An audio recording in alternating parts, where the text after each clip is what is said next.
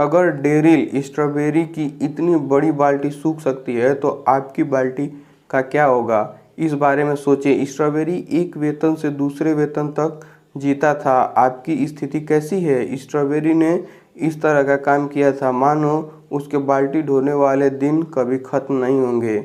आपकी स्थिति कैसी है? स्ट्रॉबेरी ने मूर्खता से पैसा खर्च किया और समय बर्बाद किया, जबकि वह इसका समझदारी से इस्तेमाल करके जीवन की डोर बना सकता था। आपकी स्थिति कैसी है? निश्चित रूप से स्ट्रॉबेरी ने कुछ बुरे विकल्प चुने जिनकी वजह से उसके बहुत सारे पैसे बर्बाद हुए, लेकिन उसका सबसे बुरा वित्तीय चुनाव यह था कि उसने कभी पाइपलाइन बनाने की कोशिश नहीं की। यह अक्षम्य है। वह सोच क्या रहा था? दूसरी ओर मार्गरेट ओ'डॉनेल जब बाल्टी ढो रही थी तब उसने समझदारी से पाइपलाइनें बना ली।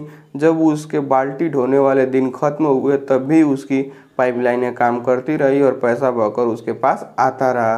अब चुनने की आपकी बारी है। अब मैं आपसे पूछता हूँ, आप किसके जैसी आर्थिक स्थिति चाहेंगे, डेरिल स्ट्रॉबेरी की या मार्गरेट ओ'डॉनेल की? अगर जवाब मार्गरेट ओ'डॉनेल है तो आपको तुरंत ही अपनी पाइपलाइनें बनाना शुरू करने की ज़रूरत है। पाइपलाइनें जीवन की डोर इसलिए है क्योंकि वे लगातार खुद ब खुद काम करती रहती हैं। उन्हें समय समय पर देखभाल की ज़रूरत हो सकती है और मरम्मत की, शायद दोबारा बनाने की भी, लेकिन पाइपलाइनें साल दर साल आपको मुनाफा देती रहती हैं। संयोग नहीं बल्कि आपको विकल्पों से आपकी किस्मत तय होती है। डेरिल स्ट्रॉबेरी और मार्गरेट ओ'डॉनेल के पास एक विकल्प था। डेरिल स्ट्रॉबेरी ने बाल्टियों को चुना, मार्गरेट ओ'डॉनेल ने पाइपलाइनों को चुना। उन्होंने अपने विकल्प चुन लिए। अब विकल्प चुनने की आपकी बारी है। अध्याय 4, लीवरेज, पाइपलाइन के पीछे की शक्ति। एक बार जब पाइपलाइन पूरी हो गई तो पाब्लो को बाल्टी ढोकर पानी लाने की कोई ज़रूरत नहीं रह गई।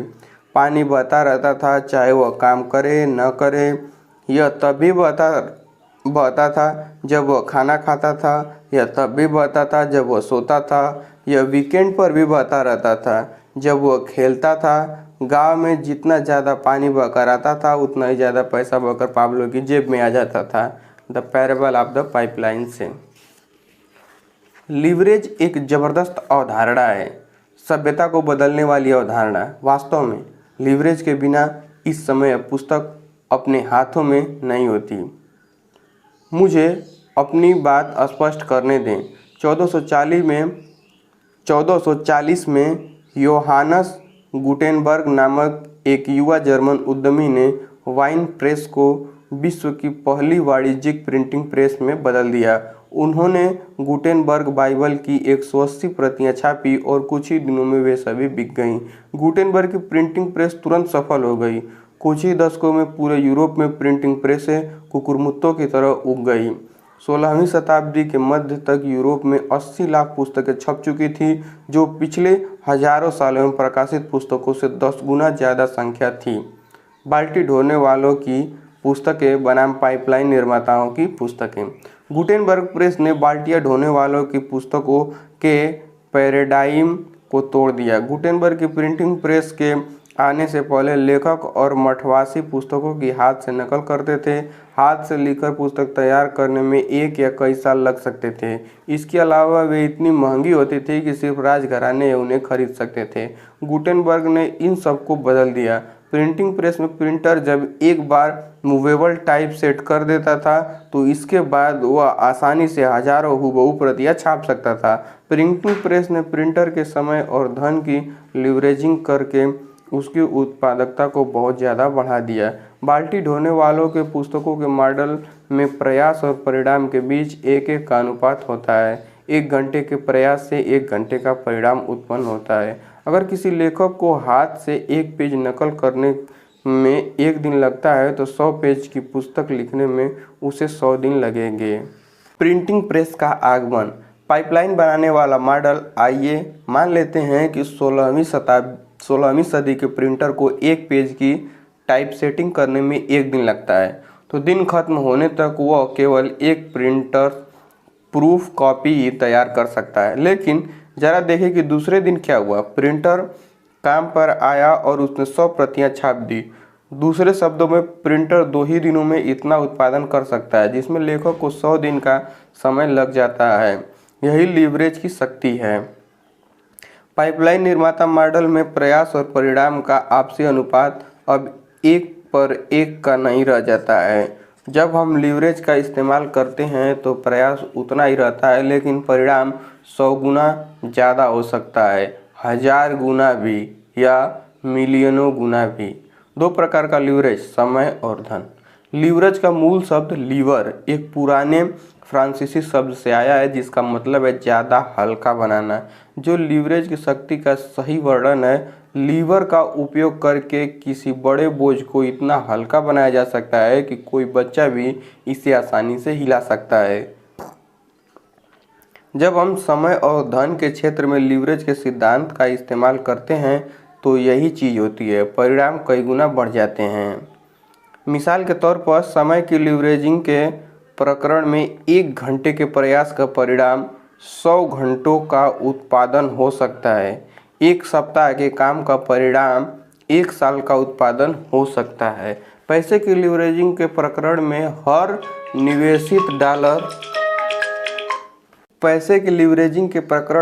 निवेशित डॉलर समय के साथ चक्रवृद्धि हो सकता है और अंततः शुरुआती निवेश से कई गुना हो सकता है। लीवरेज के आदर्श उदाहरण। प्रिंटिंग प्रेस इस बात का उदाहरण है कि लोग अपने समय, धन और प्रयासों की लीवरेजिंग कैसे कर सकते हैं। लीवरेज पैसे की एक इकाई के बदले समय की एक इकाई के समीकरण को तोड़ देता है। लीवरेज लोगों को ज़्यादा मेहनत के बजाय ज़्यादा चतुराई से काम करने की अनुमति देता है। यही हर पाइपलाइन के पीछे की शक्ति है। समय की लीवरेजिंग का आदर्श उदाहरण कर्मचारियों को नियुक्त करना है। आइए मान लेते हैं कि आप एक रेस्तरां खोलना चाहते हैं। आपके लिए यह संभव नहीं है कि आप मेज़बान, वेटर, शेफ, बर्तन धोने वाले और बुककीपर के रूप में काम करें और इसके बावजूद एक लाभदायक व्यवसाय चलाएं। आप एक समय में सिर्फ एक ही जगह पर रह सकते हैं, इसलिए आप निश्चित काम करने के लिए लोगों को नौकरी पर रखते हैं। यदि आप अपने 10 लोगों के स्टाफ को प्रति घंटे औसतन $10 देते हैं तो आप प्रति घंटे $100 वेतन में दे रहे हैं। यदि आपका रेस्तरां प्रति घंटे औसतन $1000 कमाता है तो खर्च निकालने के बाद सारा पैसा आपकी जेब में जाता है। पैसे की लीवरेजिंग का आदर्श उदाहरण शेयर बाजार में निवेश करना है। निसंदेह आपने वॉरेन बफे के बारे में सुना होगा। वे वॉल स्ट्रीट की एक जीवित किंवदंती और संसार के दूसरे या तीसरे सबसे अमीर आदमी हैं। उन्होंने अपनी दौलत पुरातनपंथी तरीके से बनाई है। उन्होंने दूसरे लोगों के पैसे की लीवरेजिंग की और इस प्रक्रिया में खुद को तथा अपने निवेशकों को अमीर बना दिया।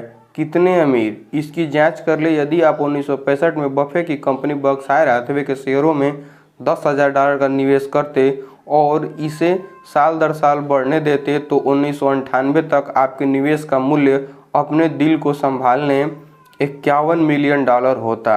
वाह! आप इस पाइपलाइन के मालिक बनना कितना ज़्यादा पसंद करते।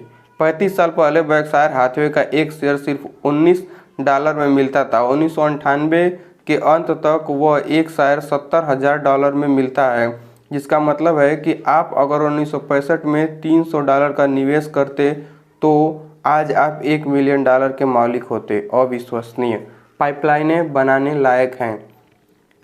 अब क्या आप लीवरेज की शक्ति को समझ गए हैं? बर्कशायर हैथवे का शेयर इस बात का जीता जागता प्रमाण है कि लीवरेज की बदौलत प्रयास के अनुपात में बहुत भारी परिणाम मिलते हैं। इस बारे में सोचिए, 1965 में $300 इकट्ठे करने में कितना प्रयास करना पड़ता? 2 या 3 दिन तक काम, ज़्यादा से ज़्यादा शायद 1 सप्ताह का काम। ज़रा कल्पना करें, एक बार $300 का निवेश करने के बाद आपको कोई काम नहीं करना पड़ता क्योंकि आपकी पाइपलाइनें पहले ही बन चुकी थी। आपको बस कभी कभार अखबार में शेयर के भाव देखने का काम जरूर करना था।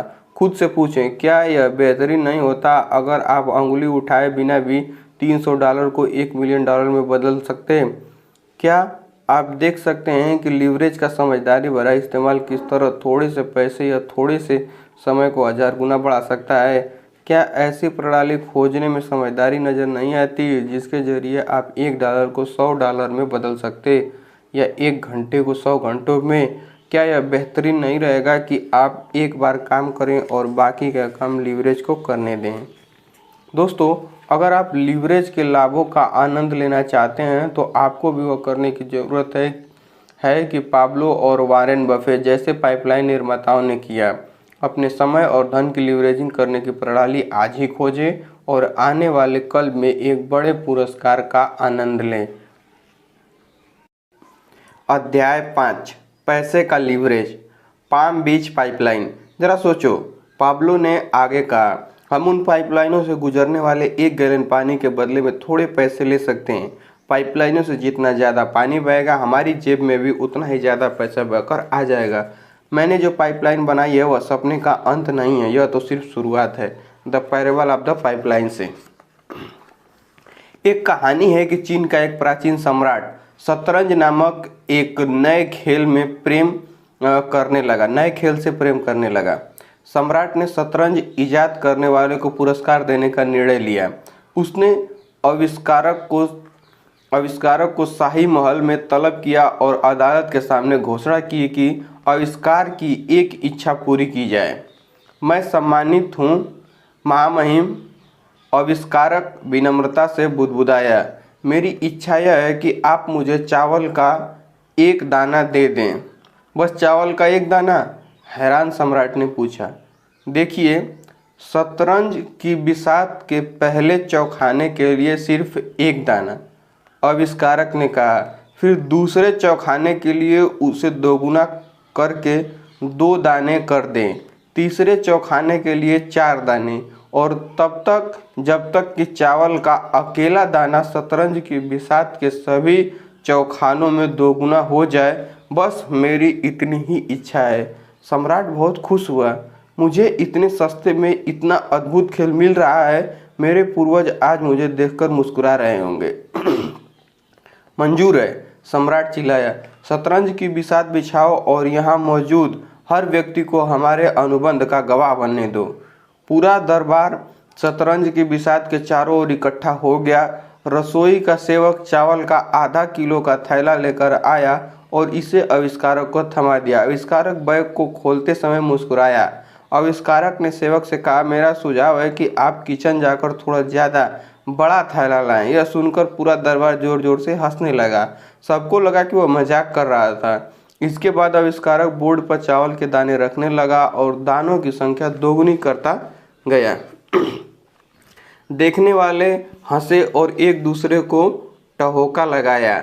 जब 8 चौखाने की पहली कतार भरी गई, 1, 2, 4, 8, 16, 32, 64, 128 दाने, लेकिन खीखी जल्दी ही दूसरी कतार के बीच तक उ आ में बदल गई, क्योंकि चावल के छोटे ढेर जल्दी ही दोगुने होकर छोटे थैले में बदल गए, जो दोगुने होकर चावल के मध्यम आकार के थैले हो गए, जो दोगुने होकर चावल के बड़े थैले बन गए। दूसरी कतार के अंत तक सम्राट समझ गया कि उससे बहुत बड़ी गलती हो गई है। आविष्कारक को देने वाले कुल दानों की संख्या 32,768 हो गई थी, जबकि अभी 48 चौखाने बचे हुए थे। सम्राट ने इस प्रक्रिया को बंद कर दिया और देश के सबसे समझदार गणितज्ञों को बुलाया।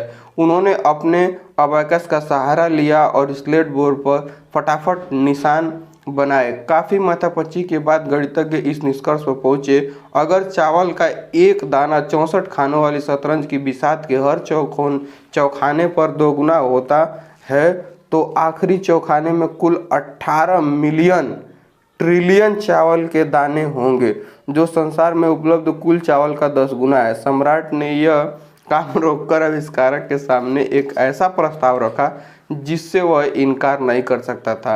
अगर आविष्कारक सम्राट को उसके वादे से मुक्त कर देता है तो आविष्कारक को देहात में एक जायदाद दे दी जाएगी जिसमें सैकड़ों एकड़ उपजाऊ चावल के खेत थे। आविष्कारक खुशी खुशी मान गया। हर किसी ने आविष्कारक के नाम पर जाम पिया और उसकी बुद्धिमत्ता तथा चतुराई की सराहना की। फिर वह खुशी खुशी अपनी जायदाद में ठाठ से रहने चला गया तथा कई साल तक सुखपूर्वक जिया। दोगुना करने की अवधारणा, संसार का 8वां चमत्कार। सम्राट और आविष्कारक की कहानी हमें बताती है कि दोगुना करने की अवधारणा में कितनी शक्ति होती है। यह अवधारणा तब से मौजूद है जब से पहले बैंक ने किसी जमा पूंजी पर पहले दौलतमंद व्यापारी को ब्याज दिया था। इसलिए यह अवधारणा समय के इम्तिहान में खरी उतरी और साबित हो चुकी है। आविष्कारक और सम्राट के गणितज्ञ संभवतः पहले लोग थे जिन्होंने डुप्लीकेशन यानी दोगुना करने की शक्ति को पहचाना, लेकिन वे निश्चित रूप से ऐसा करने वाले आखिरी लोग नहीं थे। सदियों बाद अल्बर्ट आइंस्टाइन नामक एक और मशहूर गणितज्ञ ने डुप्लीकेशन या चक्रवृद्धि की जबरदस्त शक्ति को पहचाना और इसे संसार का 8वां चमत्कार कहा। दोगुने की अवधारणा दौलत निर्माण की उत्तम आधारशिला है। मैं इसे पाम बीच पाइपलाइन कहता हूँ। यह नाम फ्लोरिडा की वैभवशाली जगह का है जहाँ संसार के सैकड़ों सबसे अमीर वारिस अटलांटिक महासागर के निकट की जायदादों के स्वामी हैं। पाम बीच में अमीर लोगों को पैसे की खातिर काम नहीं करना पड़ता, वे पैसे से अपनी खातिर काम कराते हैं। कैसे? वे विरासत में मिली भारी दौलत का निवेश पाइपलाइनों में कर देते हैं जो हर साल भारी मुनाफा देती रहती है। चाहे निवेशक काम करे या न करे, पाम बीच पाइपलाइनों को दोगुने की अवधारणा से ईंधन मिलता है। इसका मतलब है कि खुशकिस्मत वारिस विलासी जीवन शैली का आनंद ले सकते हैं और इसके बावजूद ज़्यादा अमीर बन सकते हैं, यानी कि खाओ भी और अपने पास रखो भी। 72 का नियम, अमीरों का नियम। अमीर लोग ज़्यादा अमीर कैसे बनते हैं, यह समझने के लिए 72 के नियम पर नज़र डालें। यह दौलत बनाने वाली विलक्षण अवधारणा है जिसे विश्व के शीर्ष निवेश ब्रोकर अपने अमीर ग्राहकों को सिखाते हैं। 72 का नियम यह हिसाब लगाने का आसान फार्मूला है कि कोई निवेश कितने सालों में दोगुना होगा। यह इस तरह काम करता है। दोगुना करने की अवधारणा का 72 का नियम। अपने निवेश पर वार्षिक ब्याज दर का पता लगाएं। 72 में से ब्याज दर को विभाजित करें। परिणाम से आपको पता चल जाएगा कि आपका निवेश कितने सालों में दोगुना होगा। मिसाल के तौर पर आइए मान लेते हैं कि एक वारिस किसी स्टॉक में $1,00,000 का निवेश करता है जो प्रतिवर्ष 10% मुनाफा देता है। यहाँ 72 के नियम का उदाहरण देखिए। 72 के नियम का उदाहरण। कदम 1, $1,00,000 का मूल निवेश। कदम 2, 10% वार्षिक प्रतिफल। कदम 3, 72 में 10 का भाग दे दें जिससे 7.2 वर्ष आएगा। प्रतिफल $1,00,000 7.2 वर्षों में $2,00,000 बन जाएंगे। यदि वारिस मुनाफे या मूलधन को खर्च नहीं करता है तो $1,00,000 का मूल निवेश 7.2 वर्षों में दोगुना होकर $2,00,000 हो जाएगा। 14.4 वर्षों में $4,00,000, 21.6 वर्षों में $8,00,000 और 28.8 वर्षों में $1.6 मिलियन आदि। जैसा आप देख सकते हैं, पैसे को जितने ज़्यादा समय तक चक्रवृद्धि होने दिया जाता है, पाइपलाइन का आकार उतना ही ज़्यादा बड़ा हो जाता है। चक्रवृद्धि की शक्ति की लीवरेजिंग करके जो लोग विरासत में $1 मिलियन की संपत्ति पाते हैं, वे शाही ढंग से जी सकते हैं और अपने बच्चों के लिए उससे भी ज़्यादा संपत्ति छोड़ सकते हैं। चक्रवृद्धि का जादू ही वह कारण है जिसकी बदौलत केनेडी, ड्यूपॉन्ट, फायरस्टोन, फोर्ड, रॉकेफेलर और गेटी नामक हजारों वारिस जीवन भर विलासिता में जिएंगे, फिर भी उनकी दौलत कभी नहीं सूखेगी। वास्तव में उनकी बाल्टी कभी नहीं सूखती है क्योंकि पाइपलाइन दशकों तक लगातार काम करती रहती है। यह जैसे यूरोप में रॉथस्चाइल्ड वारिसों के मामले में है, 2 सदियों से ज़्यादा समय से। संतान और पैसा। सौभाग्य से पैसे की लीवरेजिंग वाली पाइपलाइनें केवल अमीर लोगों के लिए सुरक्षित नहीं है, सामान्य लोग भी दोगुने की अवधारणा का लाभ ले सकते हैं। जैसा हम मार्गरेट ओ'डॉनेल के उदाहरण से जानते हैं, कम वेतन वाली स्कूल टीचर जिन्होंने शेयर बाजार में अपने पैसे की लीवरेजिंग करके कई $1 मिलियन जमा कर लिए थे।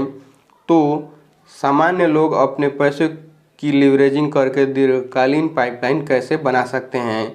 इस प्रश्न का जवाब देने का सबसे अच्छा तरीका आपको माइकल जे सल्स की किड्स एंड मनी नामक शक्तिशाली छोटी पुस्तक के बारे में बताना है। वास्तव में इस पुस्तक को पीपल एंड मनी शीर्षक दिया जा सकता है क्योंकि सल्स के बताए सिद्धांत बच्चों और बुजुर्गों दोनों पर लागू होते हैं। वॉल स्ट्रीट के पूर्व ब्रोकर सल्स 4 संतानों के पिता हैं। वह सलाह देते हैं कि बच्चों को ज़्यादा जिम्मेदारी से पैसे का प्रबंधन करना सिखाने के लिए एक आसान सिस्टम पर चलना चाहिए। वे यह सुझाव देते हैं कि अभिभावक प्लास्टिक के 3 जार लें, वे पहले जार पर खर्च करें और दान दें, लेबल लगाएं, दूसरे जार पर बचाएं लिखें और तीसरे जार पर निवेश करें लिखें। जब माता पिता अपने बच्चों को सप्ताह के लिए उनका जेब खर्च दें तो वे पैसे को 3 जारों में बराबर बराबर बांट दें। खर्च करें और दान दें। जार तुरंत खर्च के लिए है, बबल गम, बेसबॉल कार्ड आदि। यही वह पैसा है जो दान और परोपकार के लिए इस्तेमाल किया जाता है। बचत करें। जार ज़्यादा बड़ी चीज़ों का खर्च करने के लिए होता है, जैसे नई सीडी या वीडियो गेम। निवेश करें। जार पहले 2 जारों से अलग होता है क्योंकि यह खर्च करने के लिए नहीं होता। कभी भी सल्स इस जार के बारे में कहते हैं सबसे अहम घटक, क्योंकि अगर हम किसी बुरे दिन के लिए कुछ नहीं बचाएंगे तो कर्ज का जोखिम हमारे सिर के ऊपर हमेशा मंडराता रहेगा। जो वयस्क दीर्घकालीन निवेश पाइपलाइनें बनाने के बारे में गंभीर है, उन्होंने 3 जार के सिस्टम के अनुसार अपने पैसों का प्रबंधन शुरू करना चाहिए, लेकिन उन्हें अपना पैसा जार में रखने के बजाय बैंक और ब्रोकरेज खातों में रखना चाहिए। वयस्क और पैसे का सिस्टम। सबसे पहले खुद को भुगतान करें। अमीर लोगों की तरह अपने पैसे की लीवरेजिंग करने की कुंजी का एक आसान उपाय है हर महीने सबसे पहले नियम से निवेश खातों में पैसे डालकर खुद को पैसे दें और फिर उस पैसे को चक्रवृद्धि होने के लिए छोड़ दें। अपनी निवेश पाइपलाइन में पैसे डालने का सबसे अच्छा तरीका यह है कि हर महीने अपनी आमदनी की बाल्टी में से थोड़ा पैसा निकालें और इसे अपनी पाइपलाइन में जमा कर दें। सामान्य लोग किस तरह मिलेनियर बनते हैं? बड़ी बुरी बात थी कि हम अमीर अभिभावक चुनने में सक्षम नहीं थे। अगर ऐसा होता तो हमें अनिवार्य बचत योजनाओं और वेतन की स्वचालित कटौतियों की चिंता नहीं करनी पड़ती। लेकिन सच तो यह है कि अमेरिका के बहुसंख्यक मिलेनियरों को दौलत विरासत में नहीं मिली थी। आंकड़े बताते हैं कि 5 में से 4 मिलेनियरों को $10,000 से ज़्यादा की विरासत नसीब नहीं हुई थी। मिलेनियर बनने के लिए उन्होंने तो बस रॉकेफेलर और केनेडी की निवेश रणनीतियों की नकल की थी। संक्षेप में कहा जाए, स्वनिर्मित मिलेनियरों ने अपनी पाम बीच पाइपलाइनें बनाने के लिए अपने पैसे की लीवरेजिंग की। कैसे? 3 जार के तंत्र का इस्तेमाल करके। वे अपनी पूरी आमदनी खर्च करने के बजाय उसका एक बड़ा हिस्सा निवेश जार में अलग रख देते हैं और इसे साल दर साल चक्रवृद्धि होने देते हैं। आमतौर पर मिलेनियर अपनी सकल आमदनी का 15 से 20% हिस्सा बचाते हैं। वे इसे समझदारी से संपत्ति बनाने वाली पाइपलाइनों में निवेश करते हैं, जैसे स्टॉक, बॉन्ड, व्यवसाय, किराए की जायदाद, commercial real estate, pension fund आदि। इसलिए ज़्यादातर मिलेनियर 50-60 की उम्र तक $1 मिलियन की लकीर नहीं छू पाते हैं। चक्रवृद्धि को तेज रफ्तार पकड़ने में दशकों लग सकते हैं। $10,000 10% मुनाफे पर 7 साल बाद दोगुने होकर $20,000 हो जाते हैं, लेकिन 50 साल में ये 7 बार दोगुने होंगे और लगभग $1.3 मिलियन बन जाएंगे। अगर आपके पास पैसे नहीं हैं तो आपको लीवरेजिंग करने के लिए क्या करना होगा? क्या मिलेनियर बनना बेहतरीन नहीं होगा? आप जानते हैं, आप बन सकते हैं और ऐसा करने के लिए आपकी लॉटरी लगने की ज़रूरत नहीं है। मिलेनियर क्लब कभी बहुत खासम खास हुआ करता था। आपको सही परिवार में पैदा होना होता था, सही स्कूलों में जाना होता था। अब ये शर्तें नहीं रह गई है। आज सामान्य लोग भी मिलेनियर क्लब में शामिल हो सकते हैं। यह हर व्यक्ति के लिए खुला है जिसमें इतना अनुशासन है कि वो अपनी आमदनी का एक नियमित हिस्सा निवेश करे और समय के साथ इसे चक्रवृद्धि होने दे। लेकिन आइए सच का सामना करते हैं। हर व्यक्ति अपनी रिटायरमेंट पाइपलाइन बनाने में 40-50 साल तक धैर्य नहीं रख सकता है और रातों रात पाम बीच पाइपलाइन बनाने के लिए हर एक के पास पैसा भी नहीं होता है। क्या यह बेहतरीन नहीं रहेगा अगर कोई 5 साल की पाइपलाइन योजना हो जिससे सामान्य लोग ज़्यादा पैसों का निवेश किए बिना निरंतर अतिरिक्त आमदनी हासिल कर सकें? देखिए, 5 साल की पाइपलाइन योजना भी मौजूद है। सबसे अच्छी बात यह पाइपलाइन बनाने के लिए आपको बहुत सारे पैसे की ज़रूरत नहीं है, क्योंकि अपने पैसों की लीवरेजिंग करने के बजाय आप अपने समय की लीवरेजिंग करते हैं। अध्याय 6, समय का लीवरेज, लोगों की पाइपलाइन। जब ब्रूनो शाम को और वीकेंड में अपने जालीदार झूले में लेटा रहता था तब पाब्लो अपनी पाइपलाइन खोदता रहता था। पहले कुछ महीनों में तो पाब्लो की मेहनत का कोई फल नहीं दिख रहा था। काम मुश्किल था, ब्रूनो के काम से भी ज़्यादा मुश्किल, क्योंकि पाब्लो शाम को और वीकेंड में भी काम कर रहा था। लेकिन पाब्लो खुद को बार बार याद दिलाता था कि कल के सपने आज के त्याग से ही साकार होते हैं। हर दिन वह खुदाई करता रहा, एक बार में 1 inch, the parable of the pipeline से। एक पुरानी अपलासियन अभिव्यक्ति है जो पैसे के लीवरेज और समय के लीवरेज के फर्क का सार बताती है। यह इस तरह है। बलूत के किसी विशाल पेड़ के ऊपर पहुंचने के 2 तरीके हैं। आप इसके बीज पर बैठ जाते हैं और इसके पेड़ बनने का इंतजार करते हैं, या फिर आप इस पेड़ पर चढ़ सकते हैं। जब लोग पाइपलाइन बनाने के लिए दशकों तक अपने पैसे की लीवरेजिंग करते हैं तो वे बीज पर बैठकर इंतजार करने का विकल्प चुन रहे हैं। मैं इसे 50 साल की पाइपलाइन योजना कहता हूँ। चक्रवृद्धि इसी का नाम है, धैर्यपूर्वक इंतजार करना। जब आपका पैसा वर्षों तक बार बार दोगुना होता रहे। इस बारे में कोई संदेह नहीं है कि 50 साल की पाइपलाइन योजना कारगर है। याद रखें कि मार्गरेट ओ डॉनेल की पाइपलाइन ने उसे कम वेतन वाली टीचर से मल्टी मिलियनियर बना दिया। मार्गरेट ओ डॉनेल की तरह ही मैं भी दीर्घकालीन पाइपलाइन बनाने में बहुत विश्वास रखता हूँ। इतने वर्षों से मैंने पाम बीच पाइपलाइनें बनाने में अपनी आमदनी के एक हिस्से की लीवरेजिंग की है, जिनमें पेंशन फंड से, शेयर बाजार से, IRA से, रियल एस्टेट तक हर चीज़ है। इसे विविधीकरण कहा जाता है। इसे जीवन की डोर बनाना भी कहा जाता है। 50 साल की पाइपलाइन योजना, CD और T bills, pension fund, share और बॉन्ड, आपका घर, social security, 401k, IRA, real estate. लेकिन मैं बलूत के ब्रिज पर चढ़ने में भी बहुत विश्वास रखता हूँ।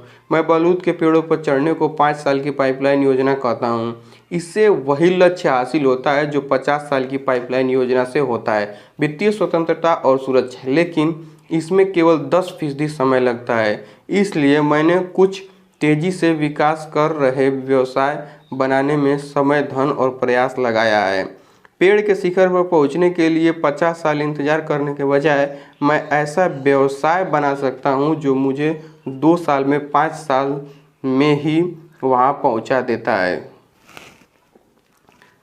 समय खेल के मैदान को समान कर देता है। समय की लीवरेजिंग की सुंदरता यह है कि हम किसी को समय की समान मात्रा दी गई है। इसका मतलब है कि समय अमीर लोगों और औसत आमदनी कमाने वालों के खेल के मैदान को समान कर देता है। चाहे आप डोनाल्ड ट्रंप हों या डोनाल्ड ट्रक ड्राइवर, हर एक को हर दिन समय की समान मात्रा दी गई है। इसलिए मैं समय की लीवरेजिंग को जनता की पाइपलाइन कहता हूँ। समय हर एक को समान मात्रा में मिलता है, चाहे वे अमीर हों या गरीब हों, पुरुष हों या स्त्री हों, श्वेत हो या अश्वेत हों, कॉलेज हो, शिक्षित हों या हाई स्कूल में पढ़ाई अधूरी छोड़ने वाले, युवा हों या वृद्ध। आप यह बात पैसे के बारे में नहीं कह सकते हैं ना। इसके बारे में इस तरह से सोचें, क्या यह बेहतरीन नहीं रहेगा अगर हर दिन की शुरुआत में आपके और हर दूसरे व्यक्ति के पास व्यक्तिगत बैंक खाते में $1440 हो, पैसा आपका और सिर्फ आपका होगा। कोई दूसरा आपको नहीं बता सकता कि आपको इसके साथ क्या करना है।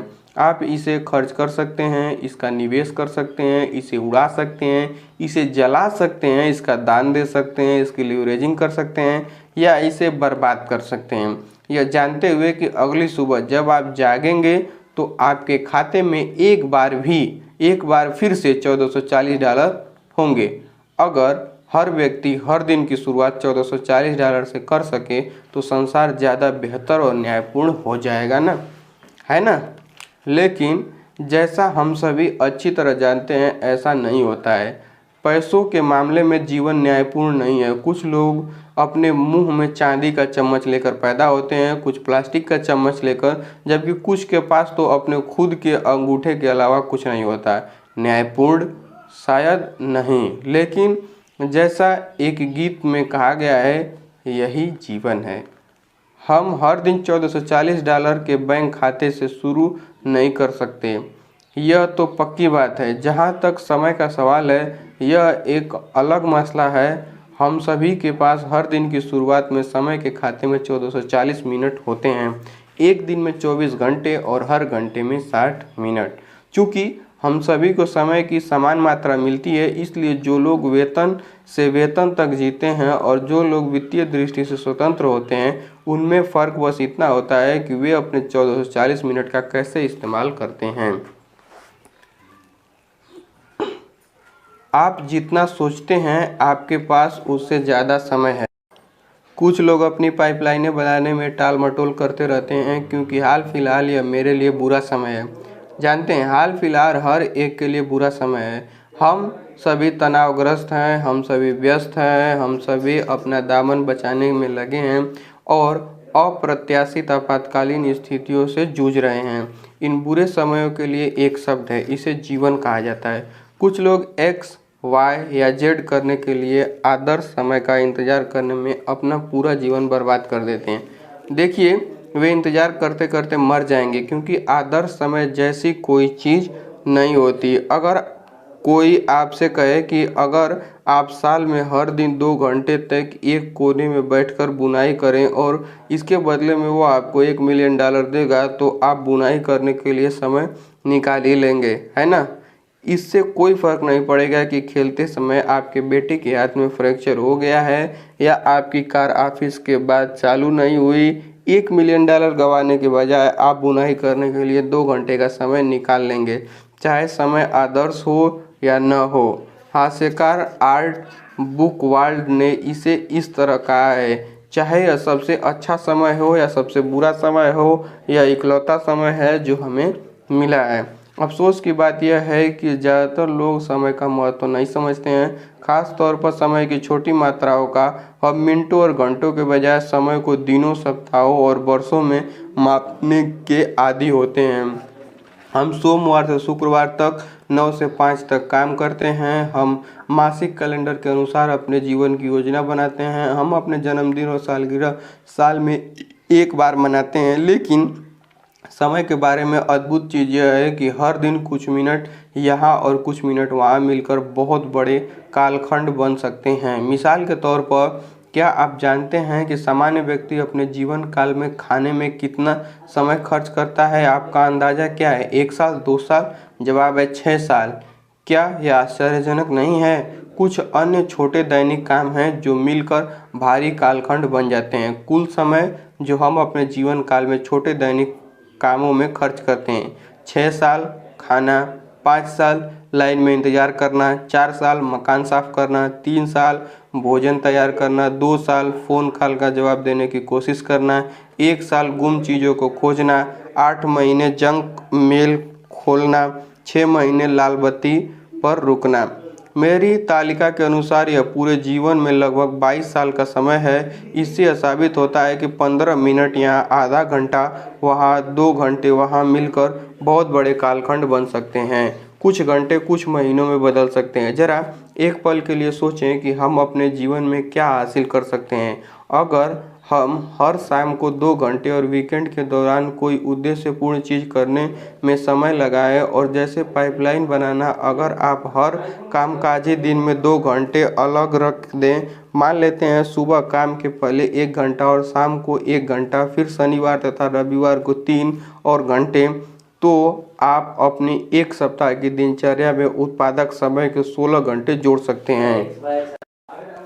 16 घंटे एक सप्ताह और साल में 50 सप्ताह के हिसाब से साल में कुल 800 अतिरिक्त घंटे, जिसका मतलब है 8 घंटे के 100 दिन, या पूरे साल में 3 महीने और 10 दिन के कामकाजी दिन। और हर साल उत्पादक समय के 3 अतिरिक्त महीने पाने के लिए आपने हर दिन केवल 2 घंटे ही अलग रखे थे। आश्चर्यजनक है ना? समय धन है। अब मैं आपको एक छोटा सा रहस्य बताने जा रहा हूँ। खाली समय का उत्पादकता से इस्तेमाल करना ही इस रहस्य की कुंजी है कि सफल लोगों के पास जीवन में ज़्यादा क्यों होता है, वे ज़्यादा क्यों करते हैं और उन्हें ज़्यादा क्यों हासिल होता है। क्या आप सोचते हैं कि बिल गेट्स हर शाम को 5 बजे घर लौटते हैं और 7 घंटे तक टीवी देखते हैं, जैसा कि सामान्य अमेरिकी पुरुष करता है? मुझे ऐसा नहीं लगता। वॉल स्ट्रीट जर्नल में हाल में छपा एक लेख बताता है कि उत्तर अमेरिका में शीर्ष 10% आमदनी कमाने वाले लोग सप्ताह में औसतन 52 घंटे काम करते हैं, जबकि 10% सबसे कम कमाने वाले लोग सप्ताह में केवल 45 घंटे काम करते हैं। न सिर्फ शीर्ष 10% आमदनी कमाने वाले ज़्यादा समय काम करते हैं, बल्कि वे ज़्यादा चतुराई से भी काम करते हैं।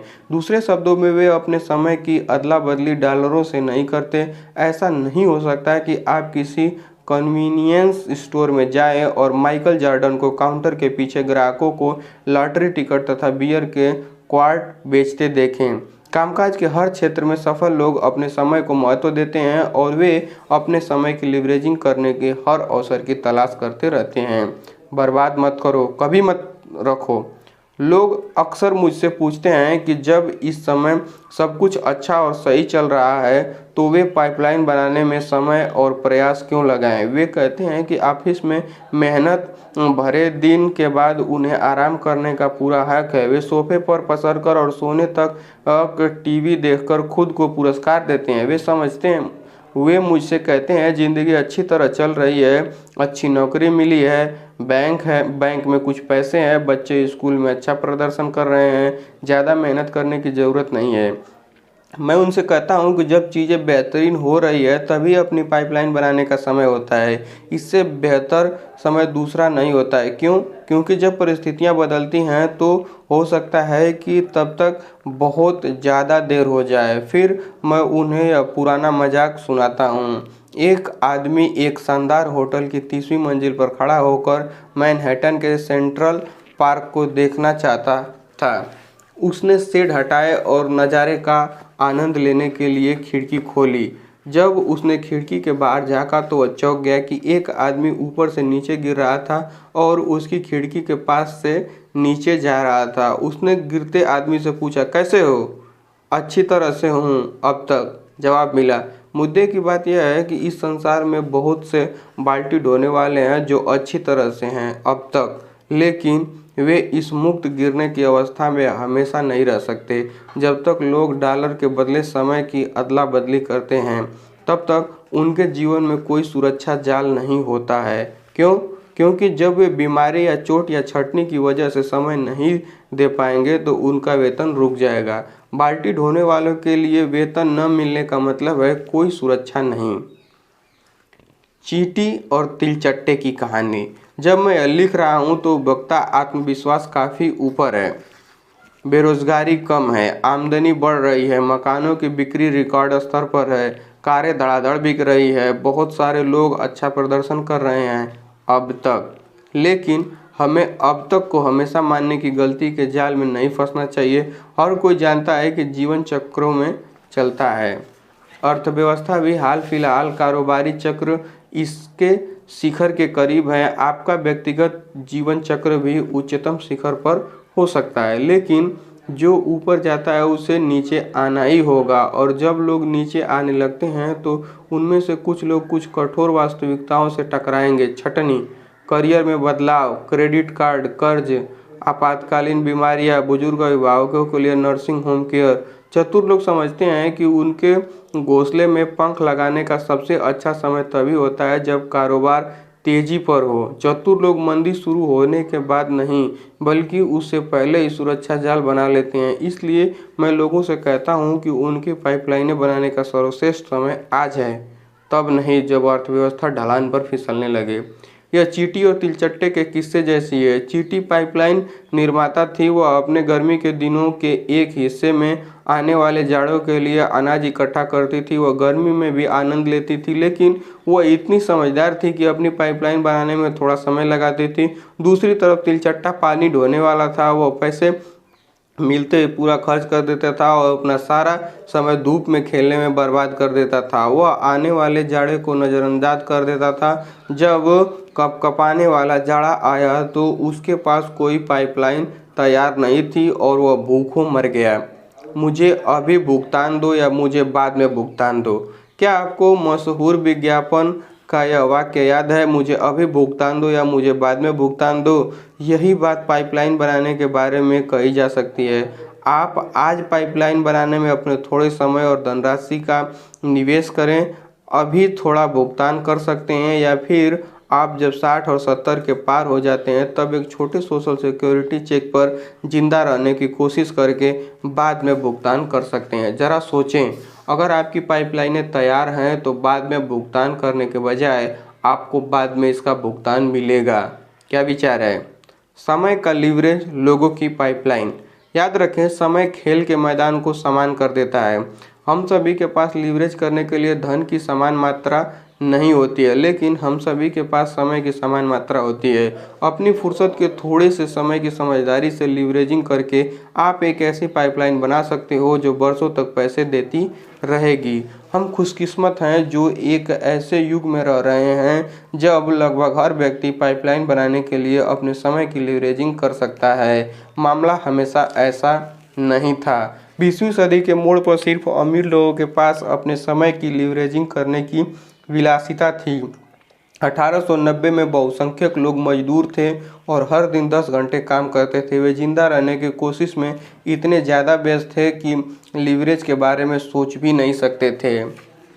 लेकिन आज ज़्यादातर लोगों के पास इतिहास के किसी भी समय की तुलना में ज़्यादा खाली समय है और समय सबको समान करने वाला बेहतरीन साधन है। समय छोटे लोगों को बड़े लोगों से प्रतिस्पर्धा करने में सक्षम बनाता है। अमीर लोगों को एक दिन में 48 घंटे नहीं मिलते हैं, न ही गरीब लोगों को 12 घंटे मिलते हैं।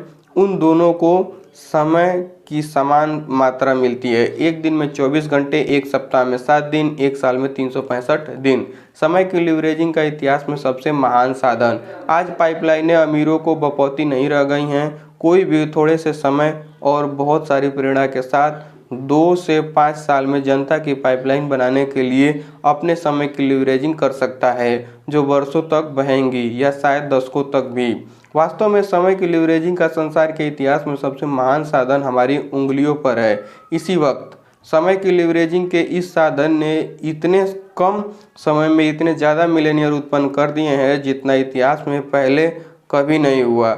मैं इस अद्भुत साधन को ई पाइपलाइन कहता हूं और यह समय की लीवरेजिंग का परम साधन है। आप शायद ई पाइपलाइन को एक अलग नाम से जानते हैं, एक ऐसा नाम जो समाचार पत्र की सुर्खियों में रहता है और दिन में 24 घंटे टीवी स्क्रीन पर भी। वह नाम है इंटरनेट। समय की लीवरेजिंग का इतिहास का महानतम साधन 100 घंटे 1 घंटे के बराबर हो जाएगा इंटरनेट के जरिए।